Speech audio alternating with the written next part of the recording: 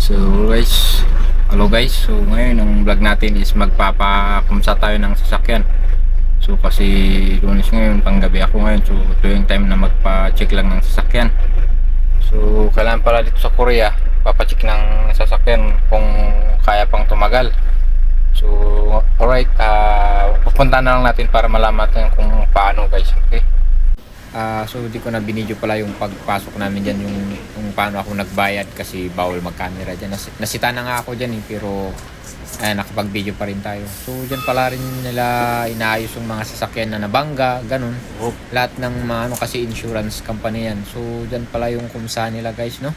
So makikita nyo, ini-smoke test na yung sasakyan natin dyan. So yung smoke test nila, talagang dalawa kasing tamutso ng sakyan ko, kaya ganyan buo lahat, talagang ganyan yung smoke test nila. Tapos ang gagawin dyan, matagal ng pagka smoke test, tapos i-over RPM yung sasakyan mo.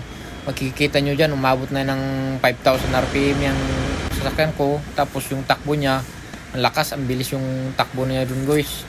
So yung gulong pa nga dun umiikot ng kasi yung sarapan yan may siya, may papaikot, may umiikot na yung roller yung gulong, kaya parang tumatakbo rin yung sasakyan mo.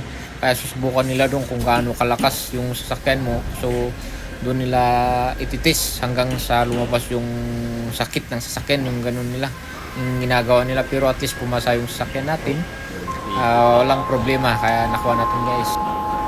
Habang pala nag-iikot ako dyan guys, nakita ko yung sasakyan na yan. So binangga to, na bumangga siya. Hindi ko alam kung anong nangyari kasi malaki yung damage niya guys.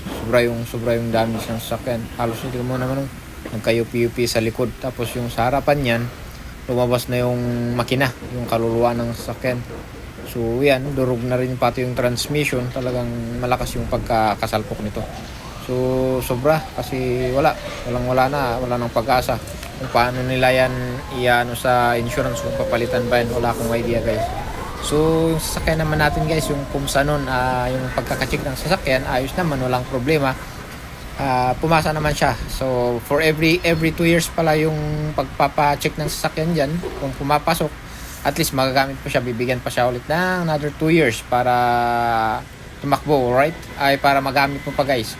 And then hindi na nire-registro yung sasakyan nito pag na-transfer na sa pangalan mo. Sa'yo na yun, ang babayaran mo lang insurance. Yearly kang magbabayad ng insurance.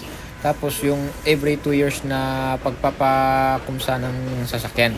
So yan, ganyan yung sa sistema nila sa South Korea. At least hindi ka na laging every year na nagpaparehistro ng sasakyan. Alright? So yan guys, tapos na yung kumsa natin. So binigyan pa tayo ng 2 years, another 2 years. So magpapakumsa na makukumsa ulit to. Kasi yung kumsa dito every 2 years. So, ayan, so to ito nyo yung date. Ayan, 2026 pa. So every 2 years yung kumsa, pumasa tayo sa kumsa. So pinagbawalan akong mag-video, kaya konti lang yung na-video ko dun. So yan guys, yung paano yung pagkukumsa nila sa sasakyan. So ginagawa yan every 2 years. Kaya po pumasa yung sasakyan mo sa kumsa, sa check ng sasakyan, at least magagamit mo lang. I think yung isa doon na pag hindi siya pumasa is bibigyan ka na lang palugit na last 2 years na gagamitin mo siya bago nila i-crash yung sasakyan mo. Magiging junk shop na siya guys. So yan yung paano chinecheck yung sasakyan nito every 2 years. Hindi na kailangang i-registro kasi naka-registro na sa pangalan mo. Alright? So sana may natutunan kayo, and thanks for watching, and God bless.